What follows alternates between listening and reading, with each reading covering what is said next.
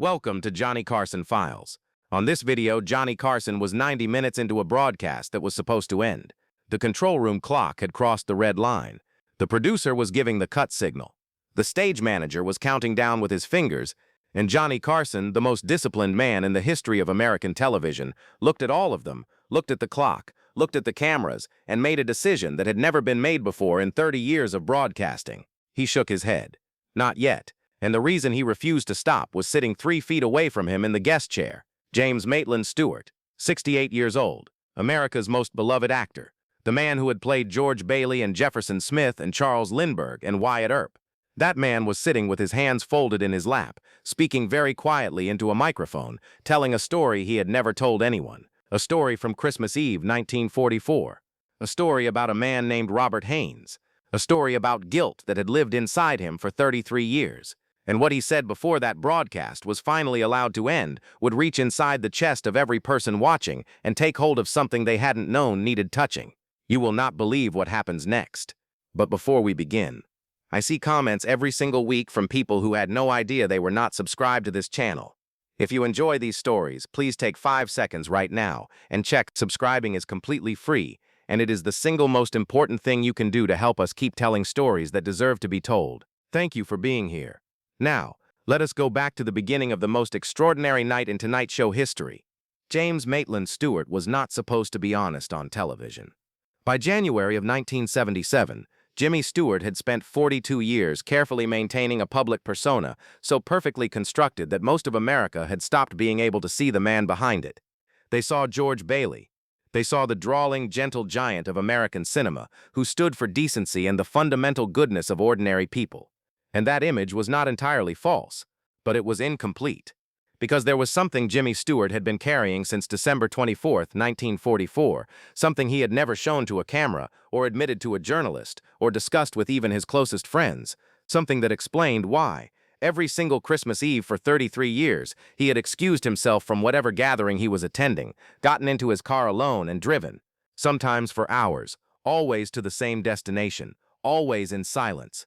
And he had never told anyone where he was going.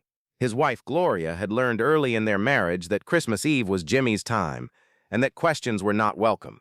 His children grew up understanding, without ever being told directly, that their father disappeared on Christmas Eve the way some men disappear to church or to the cemetery, with purpose, with privacy, with an expression that did not invite company. That was the man who walked into NBC studios in Burbank on January 14, 1977. Not George Bailey, James Stewart, Brigadier General, United States Air Force Reserve, 20 combat missions over Nazi Germany, commander of the 703rd Bombardment Squadron, a man who had looked death in the face at 30,000 feet, so many times that he had developed a complicated private relationship with it that had never once been discussed on television. And it was about to be. But wait, do not miss this detail. He was there to promote a movie, Airport 77. A perfectly ordinary disaster film in which Jimmy played a wealthy art collector whose private jet crashes into the Pacific Ocean.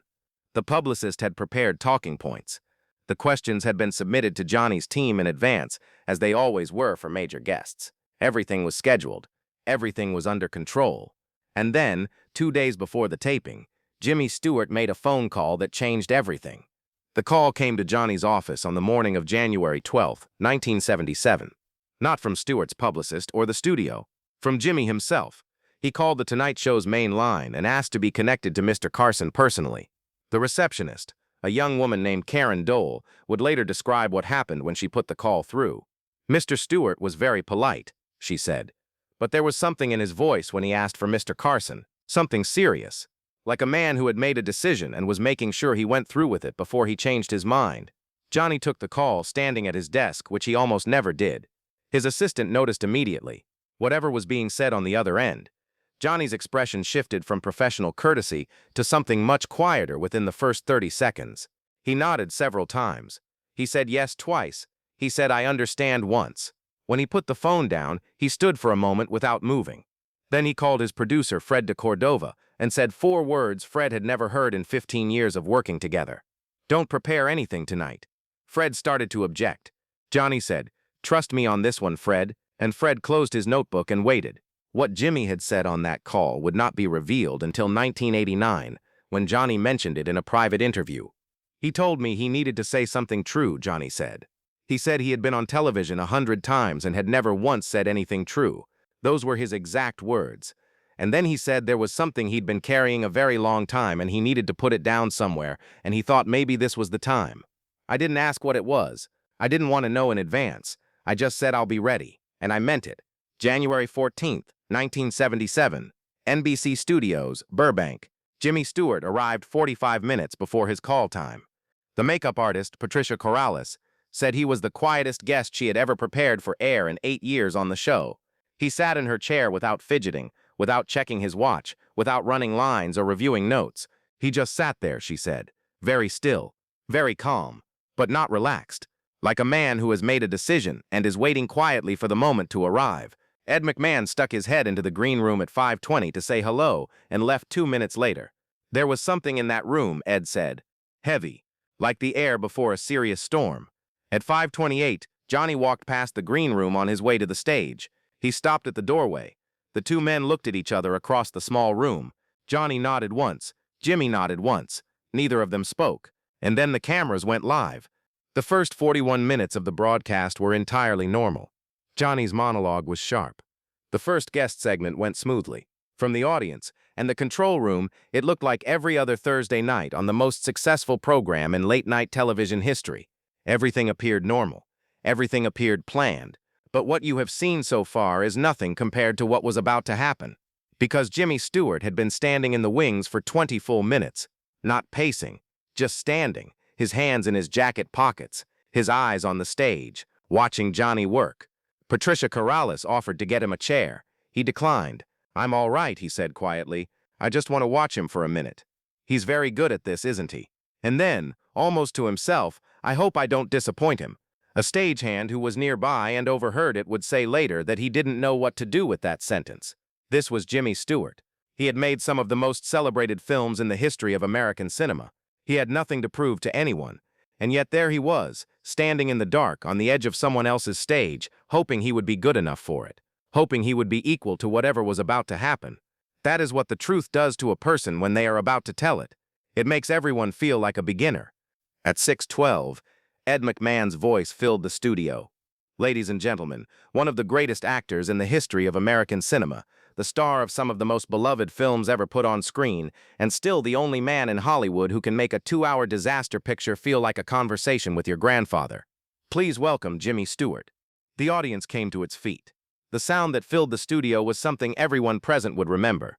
Not the sharp electric applause that greeted comedians. Something warmer, more personal. The sound of people who loved someone, had always loved someone, and were being given the gift of his physical presence in the same room. Jimmy crossed the stage with that long, unhurried walk. He shook Johnny's hand with both of his own. He sat down, and for the first 11 minutes, the interview was exactly what it was supposed to be. Airport 77, Jack Lemmon, underwater sequences, a story about a prop malfunction. Warm, self-deprecating, gently funny. Fred de Cordova in the control room was beginning to wonder if he had worried for nothing, if this was simply going to be a perfectly ordinary promotional appearance, after all. And then Johnny Carson set down his index cards. Those cards were the architectural framework of every interview he conducted. When they went face down on the desk, the plan had been abandoned. Johnny slid them to his left. He leaned slightly forward, and he asked something not on any prepared list anywhere in the building. "Jim, tell me something." And he paused, just for a breath. "What do you do on Christmas Eve?" The studio went quiet. The quality of the noise changed in a way that was immediately perceptible, like a room full of people who have all, at the same moment, decided to listen more carefully. Jimmy Stewart looked at Johnny Carson. Something shifted behind his eyes, like a door that has been locked for a very long time, being touched for the first time by the correct key. He was quiet for a long moment, and then he said, in a voice so quiet the microphone had to reach for it, "I drive to Pennsylvania." Nobody laughed. Nobody applauded. Nobody moved. And in that silence, Jimmy Stewart took a slow breath, and he began to tell the truth for the first time. What happened next has never been fully told until now. In 1944, Jimmy said, his voice measured and careful in the way of a man assembling something from memory he is afraid to drop. "In 1944, I was flying B-24 Liberators out of England. You know that part? Everybody knows that part. What people don't know is that the man who flew with me, my co-pilot, my closest friend in the world, was a 24-year-old kid from a small town in Pennsylvania named Robert Haynes, Bobby. He had a mother named Margaret and a sister back home. He could play the harmonica better than anyone I have ever heard before or since. He used to play it in the barracks at night when none of us could sleep, and the sound of it made the thing you were afraid of feel smaller, the way music sometimes does. That is the only way I know how to describe it. The audience in the studio was completely still. 300 people in the particular silence that descends when something real is being said in public and the whole room can feel it. Ed McMahon's hands were flat on his desk. Johnny had not moved since he leaned forward to ask the question. Bobby Haynes flew with Jimmy Stewart on 16 missions over occupied Europe. They had developed the particular intimacy that exists only between men who have trusted each other with their lives at 30,000 feet, in the dark, in the cold, with anti-aircraft fire coming up through the cloud cover below. The kind of friendship that doesn't need words because it has already been tested past the point where words are adequate. They had a ritual before every mission. Bobby would play 3 bars of a particular song on the harmonica, the same 3 bars every single time, and Jimmy would knock twice on the fuselage of the aircraft with his right fist. Neither of them had ever said why they did it. They just did. And every time they both came home, Jimmy said, "I felt like those 3 bars had something to do with it." I know that doesn't make any rational sense. But at 30,000 feet over Germany in 1944, rational sense is not the currency you're trading in. On the morning of December 24, 1944, they were briefed for a mission over a German industrial target. The weather was bad, visibility was poor. Several commanders recommended standing down. Jimmy Stewart, as group commander, had the authority to make the final call. He looked at the weather report, he looked at the mission parameters, and he made the call to fly. They went up. Bobby played his 3 bars. Jimmy knocked twice on the fuselage. They found their target. They completed their run, and on the return leg, over the Dutch coast with the gray North Sea visible below them through breaks in the clouds, Bobby Haynes's aircraft took a direct hit from German anti-aircraft fire. Jimmy watched from his own cockpit as his co-pilot's plane began to go down. He watched it losing altitude in a long, slow arc. He circled that spot in the sky for 4 minutes, as long as his fuel situation would allow. He called Bobby's name over the radio 3 times. There was no answer, and he never saw Robert Haynes again. He was 24 years old, Jimmy said, his voice now barely above a whisper, the microphone catching every word and the studio's silence carrying it to every corner. He had a mother and a sister waiting for him in Pennsylvania, and I was the one who made the call to fly that morning. I was the commander. I was the one who said go. Several people in the audience had their hands pressed over their mouths. A woman in the 7th row was silently crying, had been crying since the words mother and sister. Johnny's head was slightly bowed, his hands pressed flat against the desk. He was not offering reassurance or deploying the professional warmth he was so skilled at producing. He was doing the hardest thing one person can do for another. He was staying completely present, witnessing, and that was exactly what the moment required. But you have not heard the most extraordinary part yet. Because the Christmas Eve story was not simply a story about guilt. What Jimmy Stewart had actually been doing every December 24th for 33 consecutive years went so far beyond what anyone in that studio expected that when he told it, there was a sound in the audience that was not quite laughter and not quite crying, but something precisely between the two. Something that happens in the body when it encounters information it has no existing category for and must suddenly create one. I wrote to his mother, Jimmy said. Margaret Haynes, within a week of getting back to England. I told her Bobby was the finest man I had ever served with, that he was brave and kind and made everyone around him better. All of that was true. I did not tell her I was the one who gave the order to fly. He paused. I have never told her that.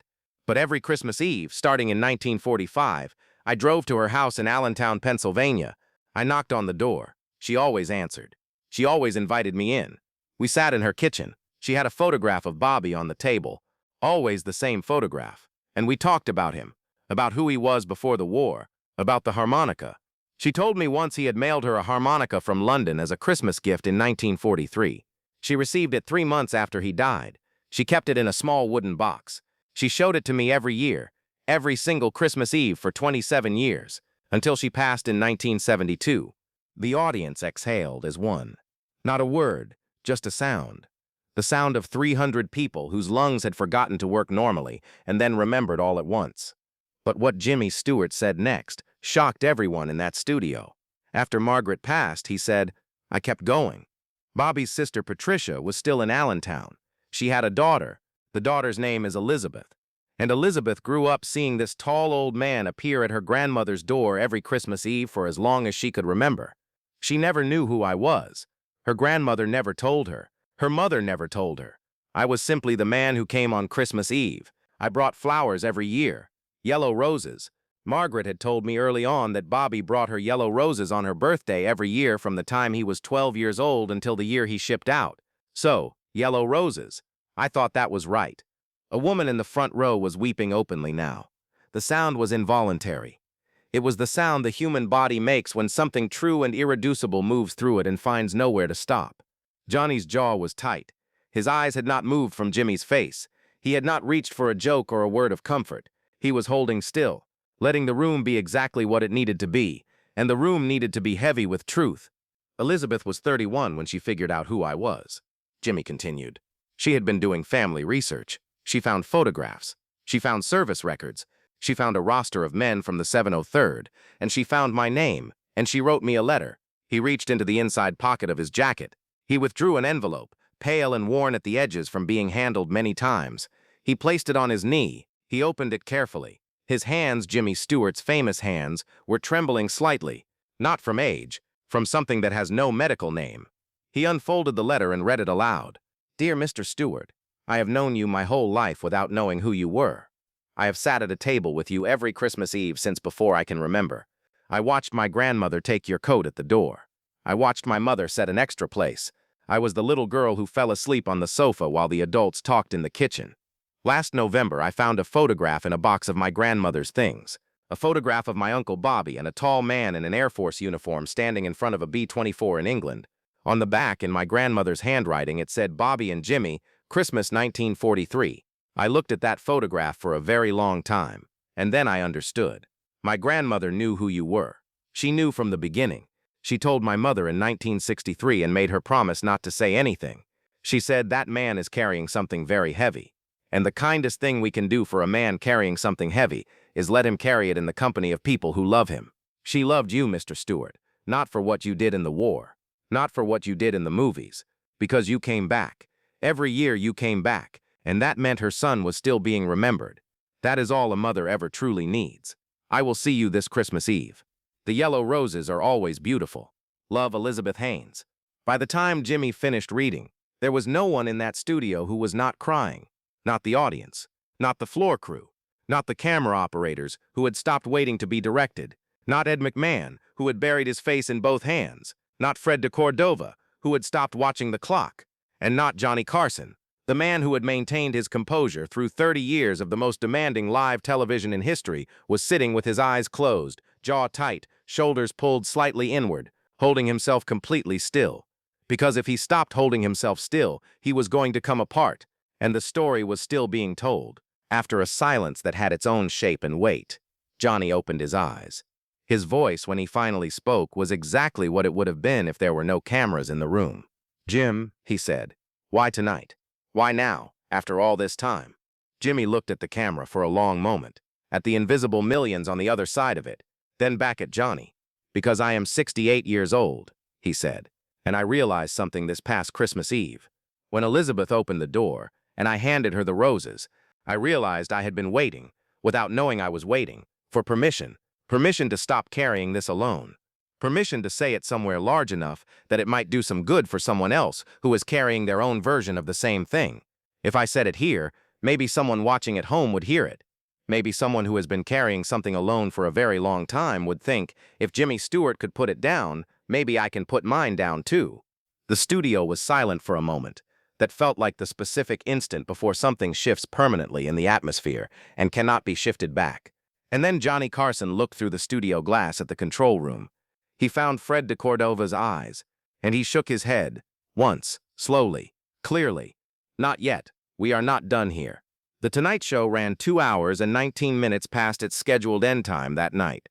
What happened in those extra 2 hours would later be described by critics and mental health professionals and ordinary viewers in language that had almost nothing to do with entertainment.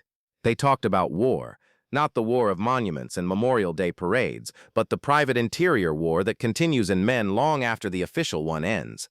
They talked about what it means to command, to make a decision with other lives inside it, and carry the weight for decades in complete silence, because the culture that formed you left no room for any other response.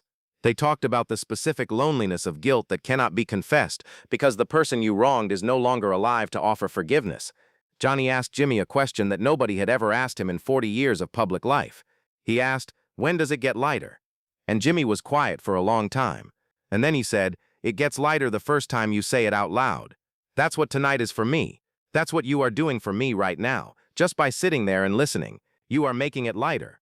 Johnny did not reply immediately. He looked at his desk. He looked at his hands, and then he looked at Jimmy Stewart and said, "You have been driving to Pennsylvania every Christmas Eve for 33 years, alone, without telling anyone. And you never once thought about stopping." Jimmy shook his head. "Stopping would have meant Bobby was gone," he said. "Going back meant he was still here, in some room somewhere that I was still visiting."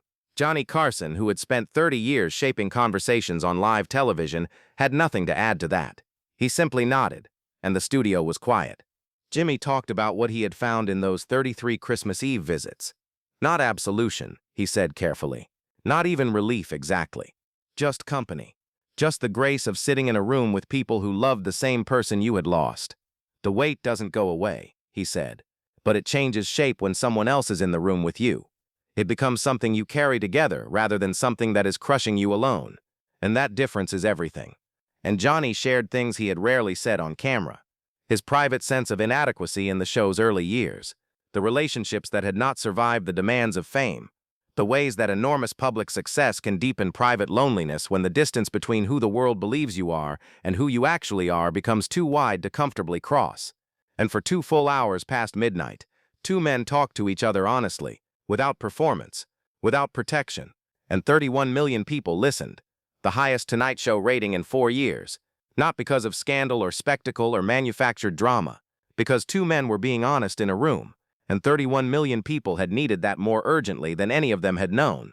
The NBC switchboard received calls for 6 consecutive hours after the broadcast ended. By midnight, every line in the building was occupied. By 3 in the morning, the calls were still coming in steadily. Veterans called, men who had served in Korea and Vietnam in the Second World War and had never discussed their service with their families, who called because something inside them that had been sealed shut for decades had finally given way and they needed to speak to someone before it closed again. One man who called from a payphone in rural Georgia told the NBC operator he had not talked about his time in the Pacific since 1946 and did not know how to start. The operator, a woman named Helen Greer who was working a double shift that night, stayed on the line with him for 40 minutes. She was not trained as a counselor. She just listened. She said in an interview 2 years later that the man never gave his name, but that he cried for most of those 40 minutes, and that when he finally hung up, he said thank you in a voice that she thought about for years afterward. Veterans organizations reported a significant increase in support line calls in the 72 hours following the broadcast. A teacher in Ohio wrote that she had shown the broadcast to her junior class, and the discussion lasted 3 full class periods, the most genuine conversation she had witnessed in 22 years of teaching. A woman in Seattle wrote that her father, a Pacific Theater veteran who had not spoken about his service in 40 years, watched the broadcast alone in his study, and then came to the dinner table and talked for 3 hours. "It was the first time in my life that I felt I truly knew him," she wrote. "He told us things we had never heard. He cried, and he let us see him crying, and that was the bravest thing I ever watched my father do." Jimmy Stewart never appeared on The Tonight Show again. He had said what he needed to say, and there was nothing left to add. He had put it down, and he intended to leave it there. He told a journalist in 1981 that the broadcast was the most important thing he had ever done in public life. Not any of the films, not the awards, not the war record. The night on The Tonight Show when he stopped performing and started telling the truth. "That is what I am most proud of," he said, "that I did it at all, that I finally found the nerve." He continued visiting Elizabeth Haynes every Christmas Eve until his death in July of 1997. He never missed a year. The yellow roses were always there when she opened the door. She said his visits were always the same. Same time, same flowers, same chair at the kitchen table. They talked about Bobby, about the harmonica still kept in its small wooden box, about the things Bobby had loved as a boy in Allentown before the world changed. And at the end of every visit, as Jimmy stood at the door pulling on his coat, he would look at her and say the same 3 words, "Every year, The same 3 words, "I remember him," and then he would go. When Johnny Carson retired in May of 1992, tributes came from every direction. But the one quoted most frequently, the one that traveled furthest and stayed longest in the public conversation about who Johnny Carson actually was, arrived in a hand-addressed envelope. Jimmy Stewart's distinctive, slightly uneven cursive, always leaning to the right as if reaching towards something. The note read, "Dear Johnny, I walked into your studio in January of 1977, carrying 33 years of December. You sat across from me, and you stayed completely still, and you let me put it down. That is the rarest thing one person can do for another. Thank you for it. Always, Jim." The note hung in Johnny's private study for the rest of his life. When his estate was cataloged after his death in January of 2005, it was among the items his family chose to keep. Not donated, not displayed publicly. Kept, the way you keep something that was given specifically to you and belongs to you alone. If this story moved you, do one thing before you close this video. Think about what you have been carrying. Think about how long you have carried it alone. And think about whether there is someone in your life who would sit still long enough to let you put it down. You do not need a television studio. You do not need an audience. You do not need 33 years to have passed before you say it. You just need someone who will stay quiet and present long enough for you to find the words. And if you are that person for someone else, know that staying completely still while someone tells you something true is the rarest and most important thing one human being can do for another. You are being someone's Margaret Haynes. You are being the room that the weight is allowed into. Subscribe so you never miss these stories. Share this with someone who needs permission to put something down tonight, and drop a comment telling me where in the world you are watching from. Tell me what you are carrying. Tell me who your Bobby Haynes is, because the most powerful thing any of us can do is remember, and then when the time finally comes, say it out loud.